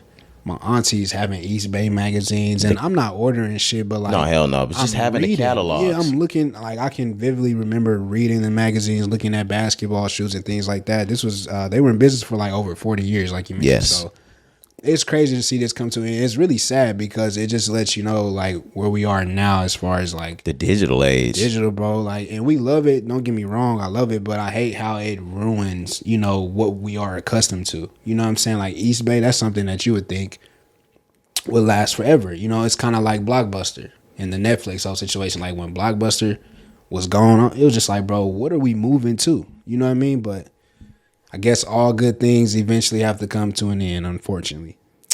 Yeah, I'm just trying to see if there's any more information. After more than 40 years in business, Eastbay is closing up their doors. Yeah, I'm just seeing people talk about how over the years, what it meant to them. Yeah, man. You've heard it in countless rap songs. Typically at Kick Game like Eastbay, but you got a nigga freeze frame, y'all please play. And like you said, this was before the internet, so you had to call in. You had to call the number to get your shoes. That's the only way. And in the early 2010s, our era of sneakerhead, we know Eastbay for being very large in the online sneaker game, selling before there was a StockX, right? Before there was what is it? What else is this? Kicks on Fire, Kixify, Goat, Sneaker. We had Eastbay. We had Shoe York. We had Flight Club. Yep. I love Flight Club. They fuck around, be next. No, facts. But they got a strong brick and mortar presence in New York. Yeah. So I think Flight Club will fuck around and be all right. But even with Eastbay, Foot Action's closing their doors. Digital age, man. I never thought I would see this with Foot Action though, because like I said with Flight Club, they're brick and mortar. So they're not just online. And I always thought just because of the online setup, are Foot Action, Foot Locker, and Champs not some way associated to each other? I always thought they were, but I guess I know Foot Locker stands alone, but like Champs and like Foot Action type shit, I thought one of those were connected. My thing was like, I always remembered there was something when we were buying shoes online back in the day. they would route all 3 websites somehow the same way. I just they all had like the same layout and platform, but it was all different. Like I said, was it? Yeah, like I said, Foot Locker we know stands alone, but Foot Action, Champs. Am I missing one, or is it just those 3? Finish Line. Finish Line. Okay, so one of those are connected. I think it's Foot Action and Champs though, if I would have to guess, but I don't know, but yeah, it's just crazy, man. Like we said before, like everything is moving to digital age now. Like I don't even think people really buy shoes from the actual shoe store. That's the thing. You mentioned all those other platforms, the reselling platforms. We were buying the shoes. Damn, Foot Locker owned everybody. Foot Locker owned Eastbay, Foot Action. These niggas are a monopoly. And they own GOAT. Monopoly. But no, so I was mentioning we would actually buy the shoes from the shoe store's website. Oh, absolutely. You know yeah, we'll be like, on footaction.com. We'll be on their that shit would never happen these days. Or I don't even know if kids think about that shit these days because they're on the sneaker app. I don't even think they do it anymore. I don't know. Word? I don't know. Like I really. It's been a long time since I've even looked to one of those 3 sites to buy it. I'm not in the sneakerhead realm anymore. Yeah. But the only one I know for sure, Dick's Sporting Goods. They really be sleeping on Dick's, but they be selling their shit online all the time. But I'm not sure. I'm sleep on Dick's, and yeah, don't wake anybody up because now I'll use it. For sure. I think the game know, but well, you told him. I told him. Damn. I did not know Foot Locker owned Eastbay. I did not know they owned Foot Action. But like I just said before, because of the layout of the websites, I knew something went on similar. with It was very similar. They were very similar. Mm-hmm. And if you think about it, if you walk in a mall, Foot Locker and Foot Action they're never far apart. They're either right next to each other or one's right across the way from the other. Yep. Makes sense. And I'm wondering, I mean, I guess they're just not seeing the growth in, I know you're not seeing the growth in Eastbay anymore. Hell no. But Foot Action you would think would still hold some weight, but maybe not. Maybe not, man. I really, like I said, I'm not into the shoes like how I used to be, so I can't really give a lot of game on it, but it makes sense because I know a lot of people not even going in store to buy shit. Everything is online. Foot Locker is the smartest mind fuckers in the world. Why is that? They put the fucking store next to it or across from it, made you think that if you're not buying from there, you're buying from the competition. Oh. Nah, nigga, that's us too. Yeah, bro. It's business. And like I said, during the early 2010s on some chokehold shit, you get online, go to the most popular website to buy shoes on, you're buying from us too. Yep.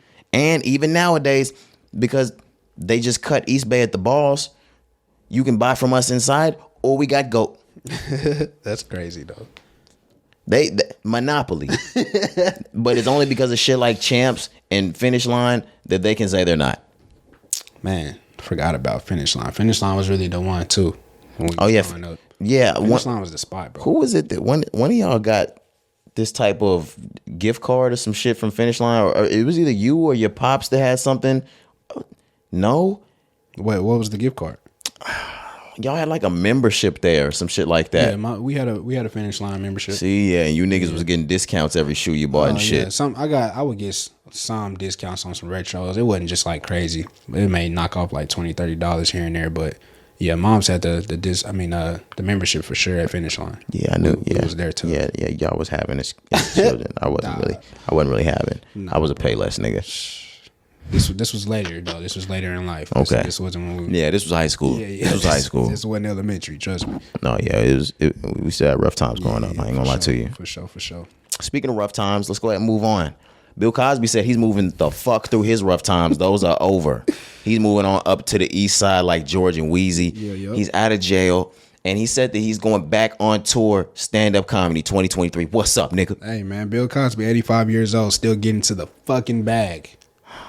Now, we know when he went in, I think it was like 2013, 14, or that trial or that whole debacle started. Even up until the trial started, he was selling out dates doing stand-up back then. Mm-hmm. Do we think it's going to be different these days? Different how? What do you mean? Does Bill Cosby still do well in ticket sales? Yeah, he does better probably than he's ever done his whole career. Yeah. To a certain extent. You know what I'm saying? Well, unless you're 80s Cosby, 70s, 80s Cosby. I was about to say, he's an old guy. But no, he's going to sell out. He's going to sell out every show he does. People love controversy. Yeah, you know what I'm saying. You're right, and they're gonna want to hear what he has to say. Is he gonna have jokes about what's going on? I was just about to say, whether or not he even talks about the situation, people are just gonna go because it's just a what if. As a consumer, we thrive and we live off of the what if. We just talked about this with Chris Rock and the Will Smith situation. Same thing with him. When he goes on tour, he's gonna sell the fuck out. Bill Cosby's gonna sell out every show. I'm a stand-up comedian. I've studied Bill Cosby. Yes. Like to the fucking T. To the T, yep. If you niggas think that Bill Cosby is gonna go up there, like if you think Bill Cosby is gonna go up on stage and talk about any of that, no. you are fucking insane. Yeah. Bill Cosby doesn't even curse. Bill Cosby doesn't even use explicit content. Mm-hmm. He doesn't even go near sex. If you think he's gonna make a joke about being a rapist or an alleged rapist, you are out of your mind. I will say though, his comeback line is crazy. He says there's so much fun to be had. What do you mean? No, for real. No. What's this about, Bill? What do you mean? Bobbert. What type of fun Bill needs to be had? Robert. Come on now. That's a sick headline. Or was it William? What do they call niggas whose nickname is Bill? William? Billard? Billiam? Shit. Bill? Squilliam? My fault. Said Bill. It's crazy. I think he'll sell out. Yeah, he'll sell out every day. And to be completely honest, we haven't really heard him in a long time. Uh-huh. Comedy fuck around and be sharp. I won't be there. Nah. But that's a sick quote, man. There's so much fun. Much fun to be had. You hootie patootie. Shout out Bill though, man. Yeah. Maybe if he does really well. Were you about to say something? I'm sorry. I was just gonna say maybe if he does really well, he scrape up that money to buy NBC. Oh yeah. I mean, the deal's probably still on the table. Yeah, it's probably still on the table. He can still buy NBC. Come on now, this is Bill Cosby. That's Bill Cosby. Come on. What do you think? You think he does 56 rapes? They're gonna take away NBC? If Tory was about to buy NBC, Tory buying NBC. R. Kelly was gonna buy it. Everybody. Mike was gonna buy it. You know Mike. He had to get him out of there. Too much money. Mike was gonna buy NBC. You know they had to say he sucked kid dick. too much power on that side, man. Yeah. You know. That's how it goes. All right, guys. I'm sorry. You've been wilding. I know. You've been going crazy today. I'm shooting though.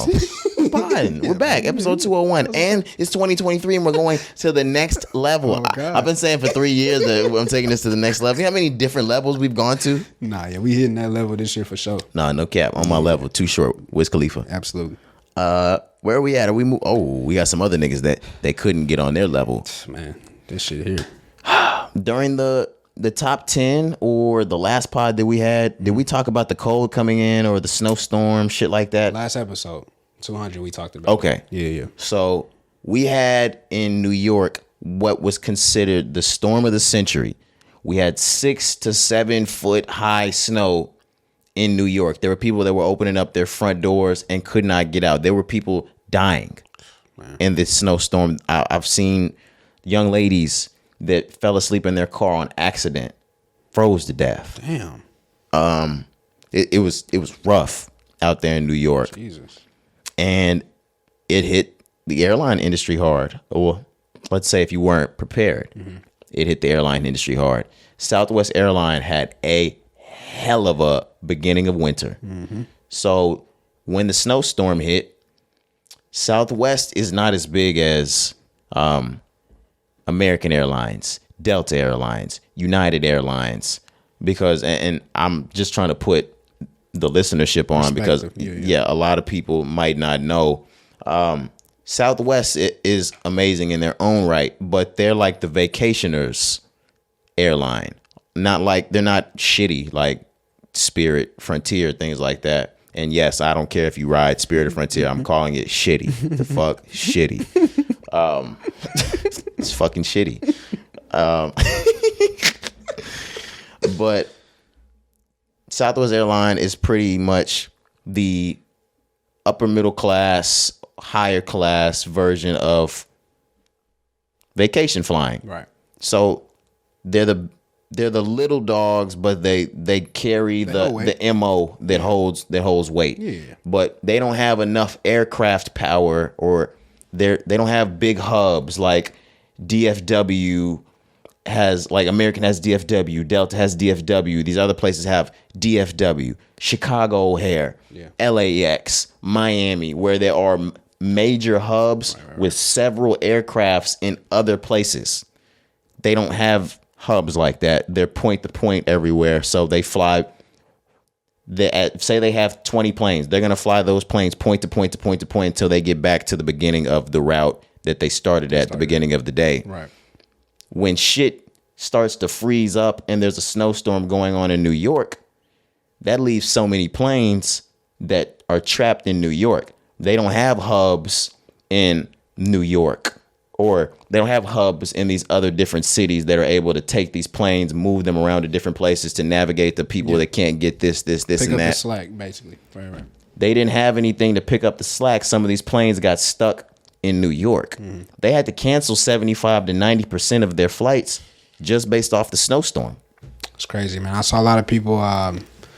I gotta stay off Facebook. I don't even know why I've been on Facebook, but Bro, Facebook is literally the ghetto of social media. bro, it's so trash. It's ghetto. It's the ghetto. But I just saw a lot of people Projects. on there talking about how they got their flights canceled. Southwest it was a lot of people getting stuck, trapped all over because it's Christmas time. A lot of people are traveling. You have time off, so people are all over the country, right? Multiple different states, and they're getting trapped just because, like you mentioned, Southwest doesn't have the hubs where they can pick up the slack when things go wrong at a certain point. So like you mentioned, 75 to 90% of flights getting canceled, but I don't know if we've ever seen anything like this from Southwest or just in general. We definitely haven't seen reactions on social media the way we fucking saw them. Yeah, dog. Oh my goodness, I have never seen so many unhappy customers. I mean, lines of hundreds.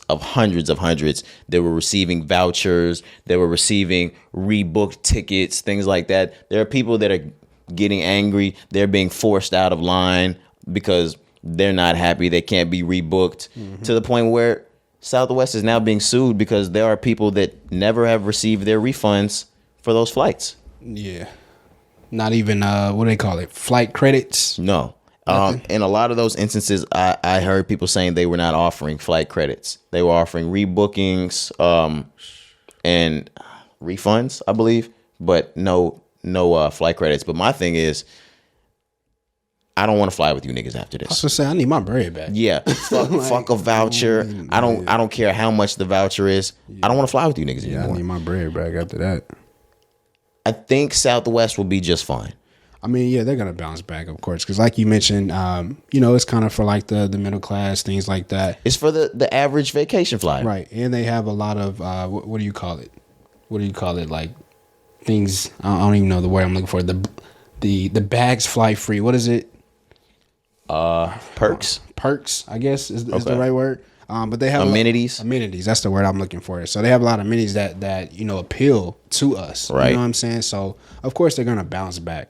And I saw it on Twitter. They're probably gonna strike a deal here once everything gets back. The flight's gonna be cheap as hell. Oh my gosh. $90 one-way trips to Japan. I was gonna say it's gonna be like $60 trips to Rome. Fuck you talking about? You can see the Byzantine on this shit, nigga. Right. Guess who's gonna be on them motherfuckers? Me, nigga. Come on, we don't miss out on no steal. Are you crazy? Those same things that we saw going around with Frontier, they were like the $7.99 all you can fly. Yeah. Those shit's gonna be $150. Bro, do you not remember during COVID when the flights? Oh my, we fucked up not flying as much as we should have during COVID. Yeah. We flew a few times. I ain't gonna lie. Yeah, we did. And I specifically Southwest because at first, so I had booked the trip before COVID. Okay. This was like, the trip was in May. I think I maybe booked it like January, February. So they ended up giving me a voucher or credit, whatever, that I ended up using. I remember this. For a flight like at the end of the year. I think when we went to Colorado in November, the one that you missed, I think I ended up using it. Fuck you. My bad. I ain't have to say that. I know. But I think I ended up using it then. So, nigga, Southwest, I'm with it. As soon as them deals, because the flight was cheap than the bitch, so I'm with it. And the bags fly free, man. Yeah, I'm with it too. Come on now. Yeah, I'm actually waiting on that price to drop. Absolutely. But like I said, they'll bounce back, and Southwest is in a period We just saw within the last 10 years, they opened up from flying domestic. Now Southwest flies international. They are just now in the last 10 to 15 years making their huge steps. They're not like I said, the American, the Delta, the United, who have frequent business flyers every day. So that's who they're using. And if For that money. Yeah. And if Southwest wants to be one of the big boys, they're going to have to expand. They're going to have to open hubs. They're going to have planes that are not just point to point. And they're going to have to act like big boys if they want to play with the big boys, because the name Southwest carries to the average consumer. I just have family. My mother and father spent their entire careers in travel. Right. So I know stuff like this, or I can reach out and get info like this. But to the average consumer, people would not understand why Southwest isn't just as big as all the other ones I just said. Because they have the name. Like you They said. have the name. They dress it up. To make themselves look that big, but they are not that. You're not that guy, pal. Trust me. You're not that guy. You're not that guy, man. Somebody said, let's bail him out with taxpayer money. Oh, that's how that shit go. That's fucking funny. 'Cause that's exactly how that shit goes, bro. Oh, that's hilarious, man. Them in the stock market. Yeah, bro. The fuck, nothing like a good old government bailout. Come on now. You know it's coming. You see who's in office. That's all he knows how to do. It don't matter who the fuck's in office. Trump will get you a government bailout. Oh, yeah, come on now. You know how that shit go. I love a government bailout. Yeah, let's do it, man. Shout out to Southwest. I will be on a flight sometime this year. Absolutely. Me too. But I think that was it. That's all I got for him, man. That was episode 201. Yes. It is good to be home. Yes. Glad to be back. We want to shout out the listenership again. Shout out the viewership. We're going to go ahead and get out of here. It's episode 201 of the Rise and Grind podcast. Your boy Roderick. Sir Jakari, we out of here. All right, let's get out of here.